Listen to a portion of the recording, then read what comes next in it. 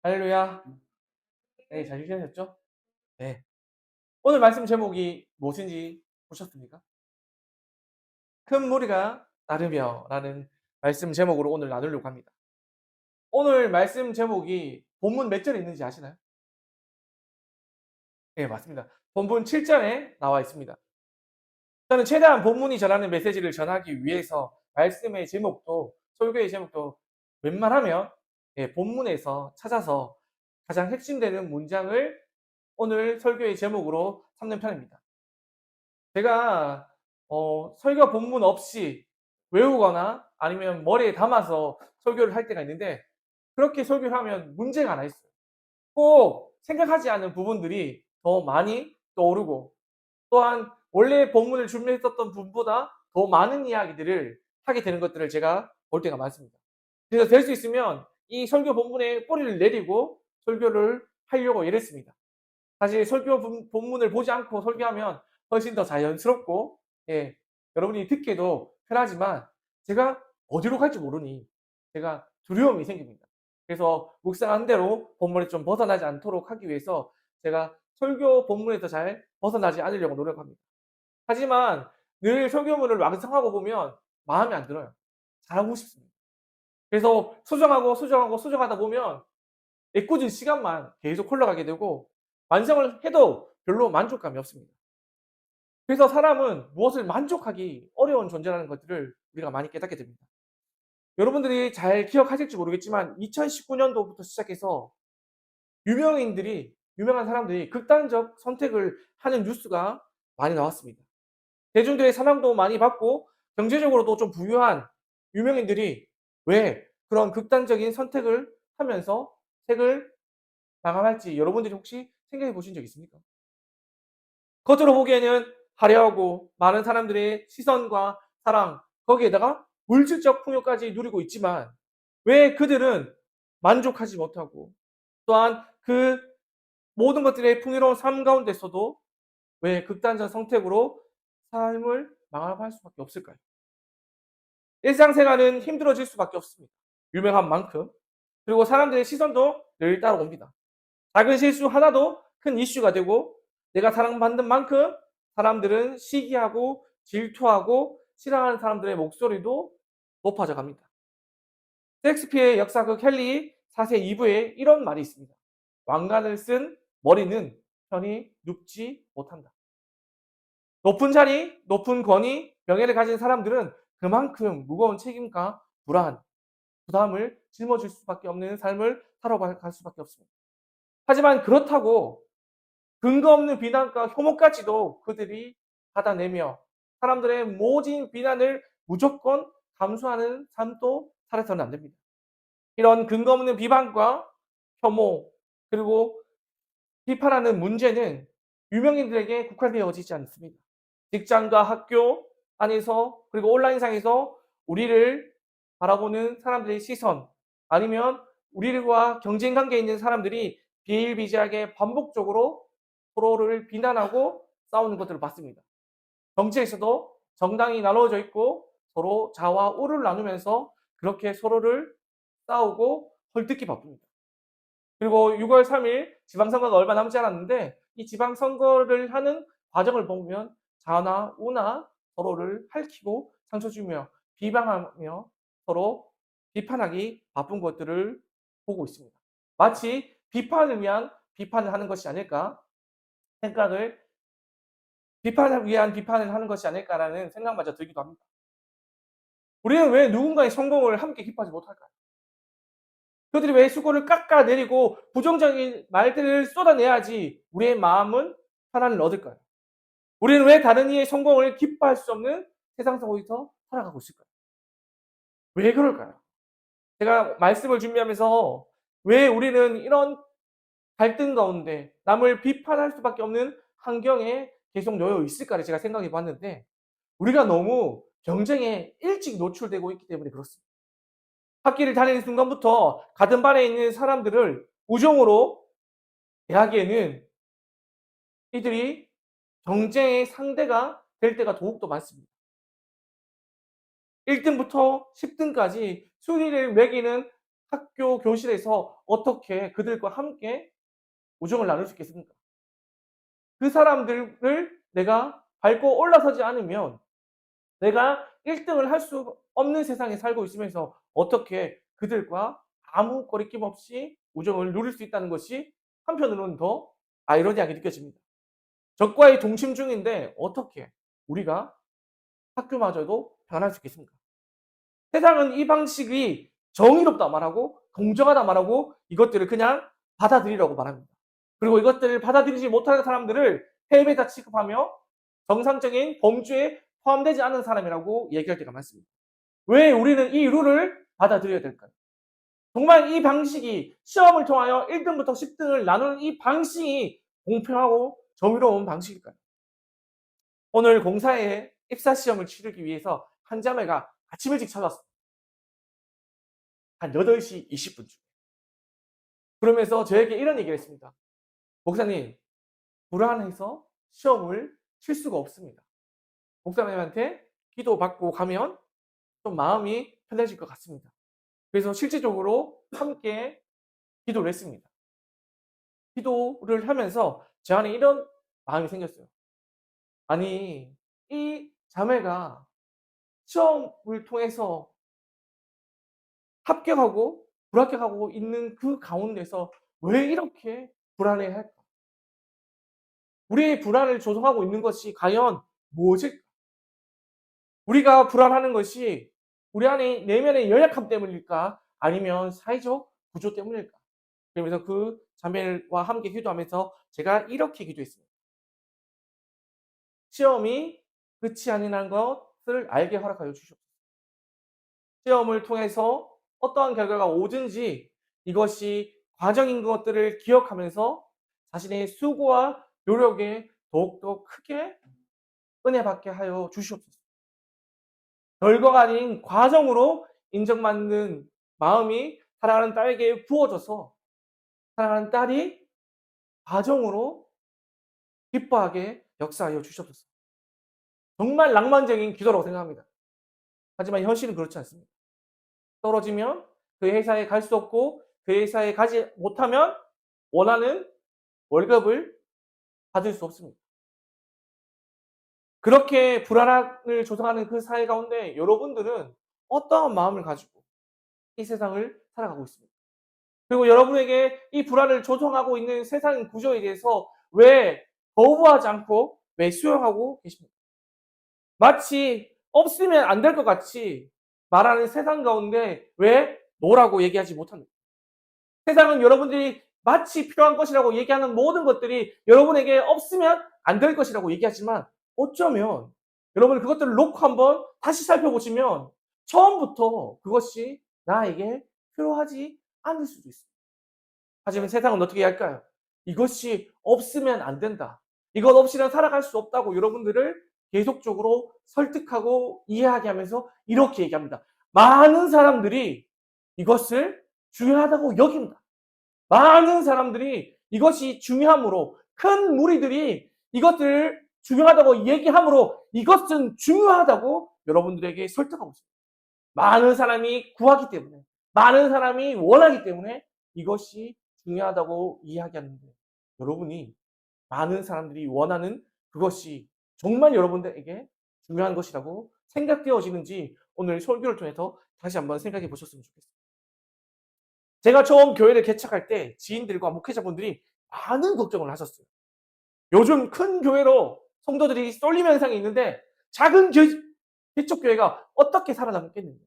좋은 음향과 시스템, 좋은 프로그램이 많은 교회가 많은데 동네에 작은 개척교회들이 얼마나 많은데 지금 교회 개척을 한다고 사람들이 많이 가겠느냐. 이렇게 많은 염려와 걱정들을 하셨습니다. 그리고 이렇게 또 말씀하셨습니다. 이 목사, 혹시 부모님이 잘 사시냐고 물어보시죠. 부모님 잘 사냐고 이 나이에 물어보는 이유가 뭘까요? 예. 부모가 잘 사면 목회자에게 장점이 있습니다. 예. 좀 더 나은 환경 가운데서 예, 목회를 시작할 수 있습니다. 자가에서도 시작할 수 있겠죠. 하지만 저는 엄청난 어드밴테이지가 있습니다. 저희 부모님은 신앙 자체가 없었어요. 제가 하는 이 목회에 대해서, 이 믿음에 대해서 아직도 잘 이해하지 못합니다. 그렇기 때문에 저는 혼자 자립하지 않고서는 누가 도와주지 않습니다. 그래서 많은 목회자분들이 기도를 어떻게 받는지, 그리고 어떻게 살아갈 건지, 또한 생활을 어떻게 할 건지에 대해서 걱정을 많이 하셨습니다. 저는 그 걱정이 10분 이해가 되어집니다. 더불어 폼처치는 한국교회 안에 대안이 되기 위해서 세워진 교회도 아닙니다. 그러면 여러분 한 가지 질문밖에 안 남습니다. 목사님, 그러면 왜 개척하셨습니까? 대안도 아니고 물질적으로 풍요롭지도 않고 건물이 있는 것도 아닌데 어떻게 개척을 생각하셨습니까? 저는 아주 간단한 이유 하나로 개척을 했습니다. 폼처치와 같은 교회가 이 땅에 필요하다. 이 폼처치의 가치관을 가지고 하나님의 뜻이 우리를 통하여 이루어질 것을 믿는 마음으로 개척을 했습니다. 저는 아이러니하게도 처음부터 많은 사람이 올 것을 예상하지 않았습니다. 그래서 개척할 때 한 사람 한 사람에게 이렇게 물어봤습니다. 혹시 교회에 당신 한 명만으로도 만족하고 다닐 수 있으십니까?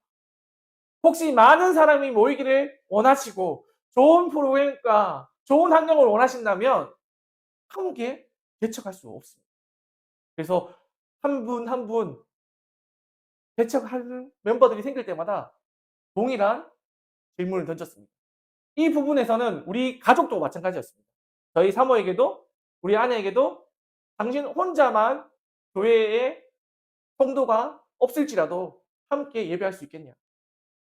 이 질문은 우리 아들에게도 동일하게 질문했습니다. 교회에 성도가 한 명밖에 없을지라도 교회에 나오겠느냐? 여기 계신 다른 성도분들도 그 질문을 동일하게 받았습니다. 우리 아들이 얘기했던 것들을 제가 많이 나눴지 않습니까? 저희 아들은 아직도 의리로 나옵니다. 아버지를 위하여 의리로 교회에 출석하고 있습니다. 아버지가 부교육자로 사역할 때 있던 교회에서 청소년부에 있을 때에는 찬양도 하지 않고 얌전하게 앉아있던 아들이 찬양을 목이 터져라 부릅니다. 왜냐하면 본인이 부르지 않으면 다른 누군가가 부르지 않는다고 생각하니 자기가 할 수 있는 최선을 예배 가운데서 다하고 있습니다. 우리 아들에게 저는 폼처치가 필요하다고 생각합니다. 그리고 사랑하는 우리 성도님들에게 저는 폼처치가 필요하다고 생각합니다. 그렇기 때문에 이곳에 교회가 개척되었습니다. 그리고 폼처치는 4가지 핵심 가치와 3가지 지향점을 가지고 가고 있습니다. 저는 이 부분을 여러분들이 잊지 않았으면 좋겠습니다. 폼의 이니셜마다 의미가 담겨 있습니다. F는 뭘까요? freedom, 자유입니다. 요한복음 8장 32절에 진리를 알지니 진리가 너희를 자유롭게 하리라 하는 말씀의 그 자유, 진리로 자유로워지는 공동체를 우리는 꿈꿉니다. 오늘 뭘까요? 오리지널입니다. 오리지널. 원형. 하나님의 창조 원형으로 회복과 더불어 교회의 정통적 가치인 말씀과 여지 언어의 모범을 따라서 우리의 정체성을 새롭게 합니다. 그리고 R은 뭡니까? 리뉴얼입니다. 갱신이라는 뜻입니다. 교회는 날마다 하나님 말씀 앞에서 개혁되어야 한다는 개혁주의 교회의 전통을 따라 날마다 새롭게 갱신되어지는 교회를 지향합니다. 그리고 마지막 M은 뭘까요? 멤버입니다. 지체입니다. 혼자가 아니라 그리스도의 몸된 교회의 지체로서 함께하는 것입니다. 이 4가지 핵심 가치가 하나의 형식으로 세워진 교회가 바로 폼처치. 그리고 이 4가지 핵심 가치를 가지고 우리는 3가지 지향점을 향하여 나갑니다. 첫 번째, 그 지향점은 뭘까요? 하나님의 나라입니다. 이 땅에 이루어질 하나님의 나라를 소망하는 것을 넘어 이 땅에 하나님의 통치 방식대로 오늘 우리가 살아가기를 결정하고 그 방향을 향해 나아갑니다. 두 번째가 뭘까요? 공의와 정의입니다. 좀 전에 말씀드렸던 시험을 통하여 줄 세워지는 것이 정의이고 그것이 공평이라고 저희들은 생각하지 않습니다. 하나님의 통치 방식으로 공의와 정의가 이 땅 가운데 실현되기 원합니다. 우리는 하나님의 공의와 정의를 실천함으로 이 땅 가운데 공평과 또 하나님의 정의로움을 우리는 몸소 실천하기를 지향하고 있습니다. 세 번째 지향점이 바로 우리가 말하는 고아, 과부, 나그네입니다. 성경에서 타인의 도움 없이는 살아갈 수 없는 존재, 사회적 약자를 상징하는 것을 넘어서 하나님 아버지를 알지 못하는 이들을 우리는 고아로 칭하고, 신랑 대신 예수 그리스도를 잃어버린 이들을 가부라 명명하고, 성령님의 인도하심을 받지 못하는 이들을 나그네로 받아들이면서 이들을 돌보고 섬기는 것을 우리의 삶의 소망으로 두고 이 땅을 그렇게 섬기며 살아가는 것들을 지향하는 것입니다.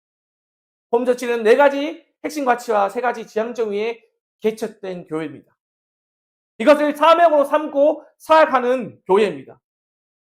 이러다 보니 저를 특수 목회자로 많이 인식하시는데, 저는 특수 목회를 하지 않습니다. 저는 보편적 교회의 보편적 사역자입니다. 우리의 대상이 고아, 가부, 나그네이기 때문에, 세상에 외면당하는 이들이기 때문에, 또한 믿지 않고 교회를 처음 다니는 사람들을 많이 초청하기 때문에 우리가 특수한 사역을 감당하는 것이 아니라, 예수님은 고아, 가부, 나그네의 친구셨고 사회에 외면당하는 자들과 함께 하심으로 그분의 뜻이 아닌 아버지의 뜻을 이 땅 가운데 실천하며 사셨습니다. 이것이 어찌 특수사역일 수 있겠습니까? 이것은 예수님께서 하셨던 가장 보편적 사역이었습니다. 저는 그 보편적 사역을 감당하기 위해 홈 처치를 개척하였고, 그 개척하신 하나님의 뜻에 따라서 아주 보편적인 사역을 실천하고 있습니다. 그래서 제가 앞서 말씀드렸던 것처럼 홈 처치는 대안이 아닙니다. 아주 보편적인 교회입니다. 그리고 홈 처치가 한 번이라도 저는 대안이라고 생각해 본 적이 없습니다. 여러분들은 이런 가치와 지향점을 가진 교회에서 지금 예배 드리고 있는 것입니다. 그래서 우리에게는 오늘이 너무나 중요합니다. 과거와 미래를 변화시킬 수 있는 것은 오늘 우리가 예배함으로 변화시킬 수 있습니다.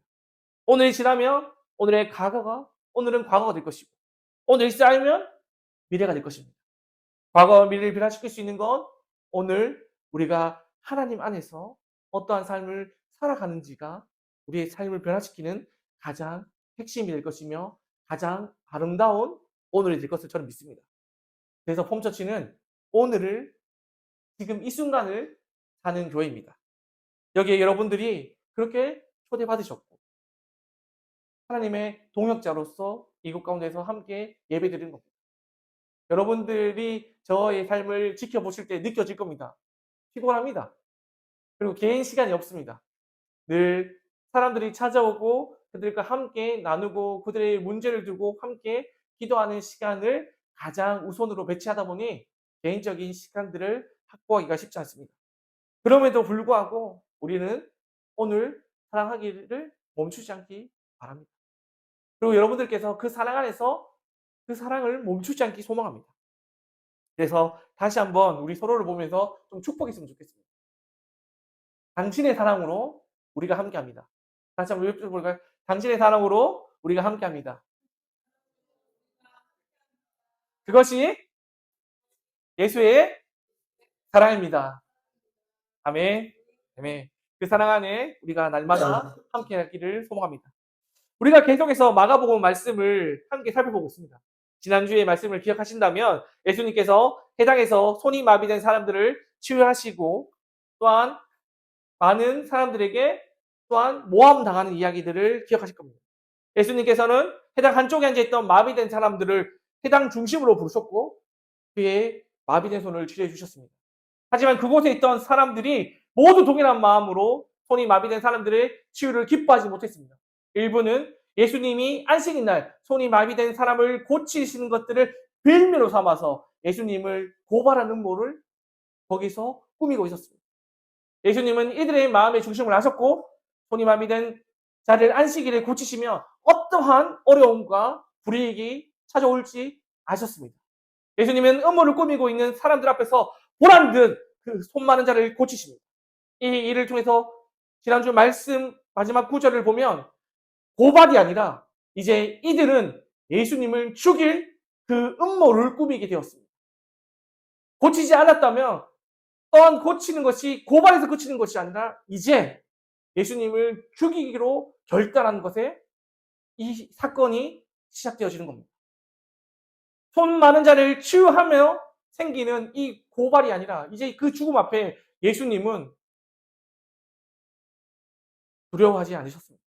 자신의 아니보다는 고통받는 자를 치유하심으로 안식일의 진정한 의미가 무엇인지를 모든 사람에게 선포하여 보여주심으로 자신을 위협하는 죽음보다도 그 안식일에 아버지의 뜻이 이루어지는 그 선한 행위와 또한 생명을 살리는 일을 자신의 소명과 부르심으로 삼고 자신을 위협하고 핍박하는 자들의 어떠한 권모 술수에도 예수님은 물러서지 않으셨습니다. 오늘 이 사건 이후에 오늘 본문의 사건이 이어집니다. 예수님은 이 사건 이후에 갈릴리 바닷가로 나가셨습니다. 그리고 예수님의 소문이 온 유다에 퍼짐으로 말미암아 많은 사람들이 각지의 많은 사람들이 예수님께 나왔습니다. 그 인파가 얼마나 많이 모였으면 예수님을 얼마나 많은 인파가 에웠었으면 예수님은 제자들에게 작은 배를 미리 준비시키라고 말합니다. 그리고 예수님은 사람들을 치유하기 시작합니다. 예수님의 치유가 시작되자 더 많은 사람들이 몰려오기 시작했고 예수님을 만지고자 하였습니다. 왜 사람들이 예수님을 만지고자 했을까요? 마태복음 14장 36절에 이런 말씀이 있습니다. 다만 예수의 옷자락이라도 손을 대게 하시기를 간구하니 손을 대는 자들은 다 나음을 얻으리라. 그 당시에 예수님의 옷자락이라도 만지면 모든 사람이 치유받았습니다. 병을 가진 사람들이 이 소문을 들으니 어떻게 생각했을까요? 예수님을 만지고 싶은 마음이 얼마나 강력하게 생각했을까요? 그래서 사람들이 예수님 주변에 몰렸고 예수님을 만지려고 절실하게 다가왔습니다. 한 번이라도 아파 보신 적이 있다면, 한 번이라도 주변에 아픈 사람을 두고 또한 병간호를 해보신 분이라면 아마 이들의 마음이 얼마나 간절했는지를 여러분들이 깊게 알 겁니다. 우리나라 속담에 이런 말이 있습니다. 옳은 병에 효자가 없다.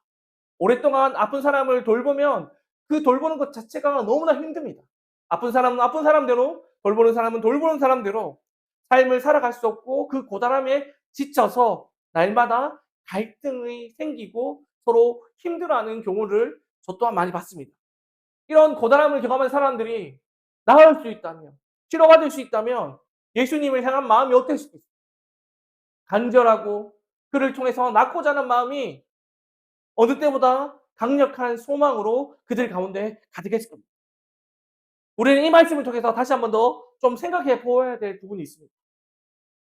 예수님 주변에 많은 사람들이 있었습니다. 고통을 치료받기 위해서 예수님 앞에 나왔습니다. 그들은 예수님 앞에 왜 나왔을까요? 그들은 어떠한 마음을 가지고 예수님을 만나기 원했을까요? 또한 여러분들은 어떠한 마음을 가지고 이 주일 예배에 나오셨는지를 한번 생각해 보셨으면 좋겠습니다. 많은 분들이 모여있고 많은 사람들이 함께하는 그 예배의 자리인데 여러분들은 많은 사람들이 모여있지도 않고 여러분들밖에 없는데 여러분들은 다른 좋은 교회가 있는데 왜 여기에 나와서 예배드리기를 원하십니까? 예수님 주변에는 많은 무리들이 있었어요. 그 많은 무리들은 원했던 것이 뭘까요? 바로 치유받는 것이었습니다. 많은 무리들에게 예수님은 누구였을까요? 내 병을 치료할 수 있는 수단으로 보였을 것입니다. 그래서 예수님을 바라보면서 예수님을 기억할 때 내 병이 낫게 할 수 있는 분, 나를 치료할 수 있는 분, 내가 그분을 만지면 낫겠다는 그 분으로 인식하고 나를 치료할 수 있는 수단으로 인식하고 많은 무리들은 예수님 앞에 나왔습니다. 우리는 그런 무리들의 시선으로 예수님을 바라보셔야 됩니다. 그런 큰 무리에 속해져 있는 사람들로 예수님을 바라봐야 될까요? 마태복음 16장 16절의 말씀입니다. 시몬 베드로가 대답하여 이르되 주는 그리스도시요 살아계신 하나님의 아들이시니라. 무리가 아니라 제자는 예수님을 그리스도이시며 하나님의 아들로 바라봐야 됩니다. 예수님은 우리를 피로를 채워주시는 분이기도 하지만 그리스도이시며 하나님의 아들로서 우리의 창조주로 바라볼 때 우리는 예수님의 참된 제자가 되어서 예배드릴 수 있습니다. 우리는 많은 사람들이 몰려들기 때문에 큰 무리가 있기 때문에 그곳을 찾아가는 자들이 아니라 예수 그리스도 주는 그리스도시요 하나님의 아들이라고 고백하고 예수님이 하나님의 아들이시라는 것들을 믿기 때문에 우리는 예배에 나와서 그를 경배할 때 우리는 참된 제자가 될 수 있는 것입니다. 더러운 귀신들도 예수님이 누구신지 알아봤습니다. 그들은 예수님 앞에 엎드려 당신은 하나님의 아들이니다라고 말했습니다. 그러나 예수님은 그들의 고백을 기뻐하지 않으셨습니다. 왜냐하면 예수님을 안다고 해서 모두가 예수님을 따르는 것이 아니기 때문에 그렇습니다. 예수님을 부른다고 해서 예수님이 하나님의 아들이라고 한다고 해서 그들이 예수님의 제자다 다 될 수도 없습니다. 예수님이 누구신지 입으로 말하는 것과 예수님을 주님으로 믿고 그분의 길을 따르는 것은 전혀 다른 의미에 있습니다. 오늘 본문에서는 예수님께 몰려드는 큰 무리가 등장합니다. 그들은 예수님을 향해 나왔습니다. 그러나 그들이 예수님께 나온 이유는 대부분 자신들의 병을 고치기 위해서였지 예수님을 하나님의 아들로 믿었기 때문에 나왔던 것이 아닙니다. 자신의 고통을 해결해 줄 수 있는 분이라고 생각했고, 물론 예수님이 그들을 외면하지 않으셨지만 병으로 고통받는 자들을 고치셨고 더러운 귀신에게 눌린 자들을 자유케 하셨습니다. 그들을 외면하지 않으셨습니다. 하지만 예수님은 고통받는 사람을 그냥 지나치지 못하시는 분이기 때문에, 하나님의 뜻대로 사시는 분이기 때문에 그들을 사랑하심으로 치유하셨습니다. 그러나 오늘 말씀은 우리에게 한 가지를 더 깊게 질문하고 다시 한 번 더 우리의 대답을 듣기 원합니다. 우리는 왜 예수님을 따르고 있습니까? 예수님이 내 문제를 해결해 주시기 때문에 따르고 있는 것입니까? 아니면 예수님이 그리스도시며 살아계신 하나님의 아들이시기 때문에 우리가 따르고 있는 것입니다. 우리는 예수님께서 문제의 해결자라고만 인식하고 따르지 않습니다. 우리는 그것이 시작이 되었지만 우리는 그 시작을 통하여 예수님이 누구인지 알게 되었고, 이제는 주는 그리스도시요 살아계신 하나님의 아들입니다라고 고백하며 그분을 따라 살아갈 수 있는 존재로서 그분을 사랑하며 그 사랑의 그 깊은 관계 안에서 참된 자유를 얻게 된 참된 자유인이 되었습니다. 큰 무리가 원하는 그 치유와 물질적 회복을 원하는 것이 아니라 주는 그리스도시요 살아계신 하나님의 아들이므로 우리가 그를 사랑함으로 우리는 이곳에서 영원히 그와 함께 예배하기로 결정하며 그가 아버지의 뜻대로 사셨던 것처럼 우리가 이 시간, 이 공간에서 오늘 아버지의 뜻대로 사심으로 우리의 과거와 우리의 미래가 하나님 안에서 오늘 새롭게 되어질 것들을 믿기에 우리는 오늘 이곳에 예배하러 나왔습니다. 예수님은 우리에게 필요의 수단으로 바라봐서는 안 될 존재이십니다. 내가 원하는 것을 채워질 대상으로 우리 곁에 둘 램프의 진이 같은 분이 아니심을 우리는 다시 한 번 더 기억해야 될 것입니다. 그래서 우리는 오늘 제자가 되어야 됩니다. 큰 무리가 따름으로써 함께하는 것이 아니라 제자로서 비록 소수의 사람에 포함될지 모르지만 세상의 것들을 거부하고 세상과 다른 방식으로 살아가야 될지 모르지만 우리가 따라가야 될 삶의 방식은 세상의 방식이 아니라 그 당시에 핍박과 때로는 죽음의 곤모술수에 빠져서 죽게 될 수밖에 없는 그 당시에 십자가 처형을 직면해야 될 수밖에 없는 삶을 사셨던 소수의 삶을 살았던 예수의 삶이 우리의 삶의 방식이 되어야 될 것을 저는 믿습니다. 그 삶을 따라가는 사람들이 제자입니다. 그 삶을 따라가는 사람들이 예수님께서 바라시는 참된 제자이십니다. 우리는 현상을 바라보며 쉽게 마음이 빼앗깁니다. 사람이 많이 모이는 것에 눈에 보이는 기적에 우리는 흔들립니다. 그리고 문제가 해결되는 것에 열광합니다. 삶이 좋아진 것들에 마음을 빼앗깁니다. 그러나 신앙은 현상에 머무는 것이 아니라 본질을 보는 것입니다. 오늘 본문의 본질은 많은 사람이 예수님께 몰려왔다는 데 있지 않습니다. 교회가 차고 넘치고 부흥이 됐다는 것에 시선이 가 있지 않습니다. 병든 사람들이 고침을 받았다는 그 기적에 또한 시선이 가 있지 않습니다. 더러운 귀신들이 예수님을 알아보았다는 것에도 시선이 가 있지 않습니다. 오늘 본문의 본질은 예수님이 하나님의 아들이시며 고통받는 자들을 외면하지 않으시고 하나님의 나라를 이 땅 가운데 드러내시는 분이라는 그 사실에 오늘의 본문의 모든 초점이 맞춰져 있습니다. 홈서치가 붙들어야 될 것은 바로 이 본질입니다. 우리는 큰 무리를 만드는 교회가 되기 위해서 부름받은 것은 아닙니다. 우리는 예수님을 수단으로 삼는 공동체가 아니라 예수님을 주님으로 고백하고 따르는 제자들의 공동체가 되기 위해서 부르심을 받았습니다. 우리는 사람의 수에 기뻐하지 않습니다. 사람들이 얼마나 많이 모이느냐가 아니라 우리가 그 본질을 따라갈 때 예수님께서 우리와 함께 하신다는 그 소망을 우리 안에 두고 눈에 보이는 크기보다는 본질에 우리가 예수님이 누구신지를 알고 예수님의 마음을 시원케 하는 우리로서 오늘을 살아가는 공동체가 되기를 우리는 소망하는 것입니다. 사랑하는 여러분, 오늘 우리는 다시 이 질문 앞에 서야 됩니다. 나는 예수님을 왜 따르고 있습니까? 나는 무엇은 필요가 있어서 혹시 교회에 나오고 있는지 다시 한 번 더 질문해 보십시오.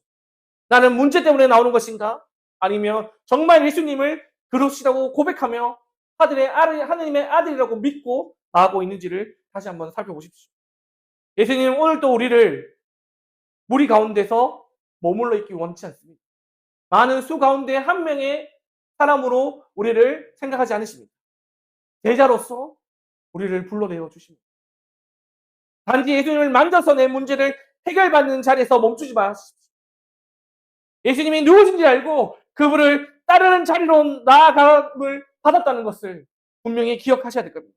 우리의 신앙이 현상에 흔들리지 않고 본질에 깊게 뿌리 내릴 때 우리의 삶이 필요에 따라 예수님께 몰려드는 큰 무리가 아니라 예수님을 주님이라 고백하며 따르는 제자들의 공동체에서 우리의 본질이 이 땅 가운데서 온전히 드러날 것을 믿습니다.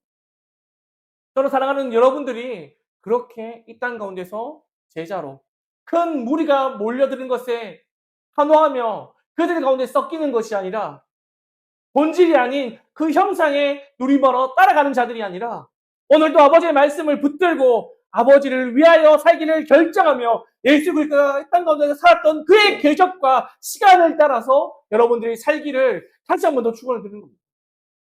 저는 여러분들에게 분명히 말씀드리고 싶은 게 있습니다. 여러분들이 원하는 것들, 많은 사람들이 말하는 가치 있는 것들이 만약에 우리에게 필요했다면 우리는 그것들을 가지고 그것들을 원하는 삶에 만족이 있었습니다. 하지만 우리는 그것에 만족을 누리지 못했고 그 만족을 누리지 못함으로써 그것 외에 다른 것들을 찾기 소망하였고 그 찾는 과정 가운데 우리는 예수님을 만났습니다. 예수님은 우리를 무리 가운데서 불러내어 제자라고 말씀해 주셨습니다. 이제 우리가 해야 될 마지막 고백은 이것입니다. 주는 그리스도시요 하나님의 아들이십니다. 우리 사랑하는 공동체가 우리 폼처치가 날마다 이것들을 상기하며 이 고백이 우리의 고백이 되어질 때 하나님께서 이 교회를 통하여 크고 놀라운 일을 준비하실 것을 믿습니다. 저는 여러분들이 먼저 준비되어지기를 소망합니다. 더 많은 사람이 늘어나 기뻐 함께 더 큰 일들을 할 수 있다는 생각을 지금은 잠시 멈추시고 우리가 먼저 하나님 안에서 하나 되어지며 하나님 앞에 드려질 고백을 먼저 드리는 공동체로서 다시 예수 그리스도 앞에 엎드렸으면 좋겠습니다. 그래서 먼저 낮아지시고 가장 낮은 곳에서 동된 모습으로 섬기시고 우리 교회 가운데 또한 나 가운데 또 부족한 목회자 가운데 주님께서 어떻게 놀라운 일을 일으키실지를 함께 묵도하며 함께 손잡고 가졌으면 좋겠습니다. 저도 잘하겠습니다. 저도 성장하겠습니다. 사랑하는 성도님들도 그렇게 성장하면서 함께 오늘을 살아가셨으면 좋겠습니다. 우리 오늘 나눈 말씀을 좀 이렇게 좀 기억하시면서 함께 기도했으면 좋겠습니다. 우리가 이 시간 기도하실 때 이렇게 기도했으면 좋겠습니다. 하나님, 제가 제자가 되기 원합니다. 제가 큰 무리에 섞여 있는 하나가 아니라 내가 제자가 되기 원하오니 내가 제자가 될 수 있도록 나의 입술에 베드로의 고백이 있게 허락하여 주시옵소서. 그리고 예수님이 누구인지를 알아 예수님이 주시는 그 유익에 눈이 멀지 않게 하여 주시고 주는 그리스도시요 살아계신 하나님의 아들이라 고백하는 자가 되게 해달라고 우리 시간 함께 기도하며 나가겠습니다. 기도하겠습니다. 아버지 사랑하는 자들을 아버지 앞에 올려드립니다. 아버지 우리의 공동체를 주님 앞에 올려드립니다. 주님 우리의 공동체가 주로 말미암아 아버지 주는 그리스도시요 살아계신 하나님의 아들이라고 고백하는 믿음의 고백의 공동체가 될 수 있도록 역사하여 주시옵소서. 우리가 아버지를 붙들며 아버지 앞에 나아갈 때마다 우리가 아버지 앞에 나가는 것이 우리의 필요를 채우기 위함이 아니라 아버지 우리의 필요를 채우시고 그보다 값진 아버지의 사랑과 아버지의 안에 들어가지 않고서는 우리가 평안할 수 없는 존재라는 것들을 깨닫는 우리가 될 수 있도록 역사하여 주시옵소서. 오늘 살아가는 지체들 가운데 또한 기도하고 예배하는 자들 가운데 우리의 공동체의 정체성을 기억하게 하여 주셔서 포기하지 않고 넘어지지 않고 쓰러지지 않고 오직 아버지의 말씀에 따라 살아가는 공동체로서 우리 지체들이 깨어지게 하여 주시옵소서. 새로운 기대가 되어지게 역사하여 주시옵소서. 우리 마음 가운데 힘들게 하고 고통받게 있는 그 현실 앞에 좌절하지 않게 하여 주시고 내가 예수 그리스도의 이름으로 선포하오니 우리 붙들고 악하게 넘어지게 하는 모든 손의 권세는 내가 예수 그리스도의 이름으로 떠나갈지어라 선포하며 남들이 필요하지 않는 것들에 대다수가 원하는 것들에 아버지 유혹받지 아니하게 하여 주시고 내가 필요한 것이 무엇인지를 알게 하여 주시옵소서. 우리 공동체 가운데 가장 필요한 것이 무엇이겠습니까? 우리도 예수 그리스도입니다. 그분에게 능력이 있고 그분 안에 치유가 있고 그분 안에 회복이 있습니다. 그분만 있으면 됩니다. 그분만 있을 때 충만이 있습니다. 오직 예수 그리스도가 우리 삶의 참된 열쇠임을 기억하게 역사하여 주시옵소서. 예수 그리스도만 강구할 때 그 예수 그리스도 안에 치유와 회복이 있고 완전함이 있음을 기억하게 하여 주셔서 우리의 몸된 치유와 물질의 회복이 아니라 예수 그리스도 안에 있을 때 모든 것이 완전해짐을 깨닫게 허락하여 주셨습니다. 우리 공동체가 예수 그리스도만 구하는 공동체, 오직 예수 그리스도의 삶을 따라 그의 계적을 따라 살아가는 공동체에게 역사하여 주시옵소서. 그것이 우리의 부르심이며 소명이 되게 하여 주셔서 우리의 가고 서는 것, 우리가 바라고 소망하는 모든 것이 오직 아버지 손에 있음을 깨닫는 공동체 될 수 있도록 역사하여 주시옵소서. 주님께서 우리 공동체를 그렇게 사용하실 것을 믿사오며 이 모든 말씀 살아계시고 역사하여 주시고 인도하여 주시는 우리 주 예수 그리스도의 이름으로 기도드렸습니다.